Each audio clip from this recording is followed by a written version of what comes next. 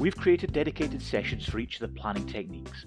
However, I thought it would be useful to briefly give an overview of these tools and discuss the order in which you'd normally use them so we can get a clear understanding of the whole planning process end to end. The steps we're going to take you through are fairly generic and similar to things you'll see on many different projects, and I've done that deliberately because I want the focus here to be on the tools and techniques that you can apply to whatever environment you're working in, rather than talk about the specifics of a particular framework or a methodology. And although we're going to discuss doing this at project level, if you find it difficult to do for your entire project, then break it down into smaller sub-phases and go through each of the steps for every chunk of work that you're planning. For example, maybe just for the next quarter. And it's also worth noting that although we'll go through this as a linear process, so one thing happening after the other, in reality it's very cyclical and iterative, and you'll go back and replan as you learn more about your project. So, planning.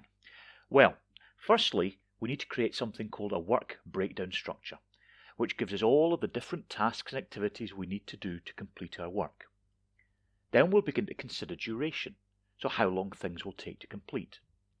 Next, we think about sequencing activities, figuring out the order that we need to perform our tasks, what can be done simultaneously, which tasks have to come one after the other, where we can multitask, etc. At this stage, we also begin to work out how long the overall project or phase will take. We can then start to identify what we call critical tasks, which are the ones that cannot be delayed, and maybe spot other tasks that have a wee bit more flexibility in terms of time scale. This information will help us to focus on which tasks are most important, which we should address first, where to assign our best resources, where we need to deal with risks.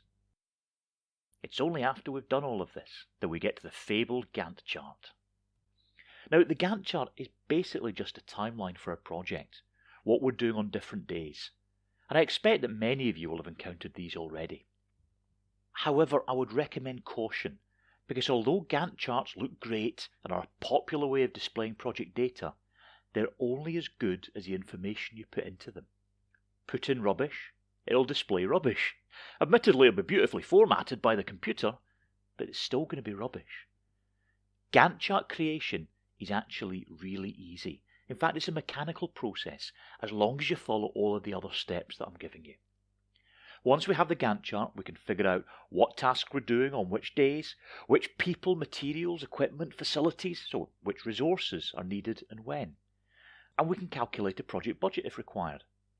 And that's the process we go through to get a basic project plan. Easy. Just one final thing though. We also need to consider risks. Now, this doesn't really fit easily into a sequential process because it's something that is continuous and ongoing, and you'll have noticed that we discuss risk during almost every session. So every step that we're going to go through is an opportunity to identify and then deal with risks proactively. Okay, work breakdown structure, consider duration, sequence activities, schedule resources while all the time thinking about risks. That's the plan. Let's do it.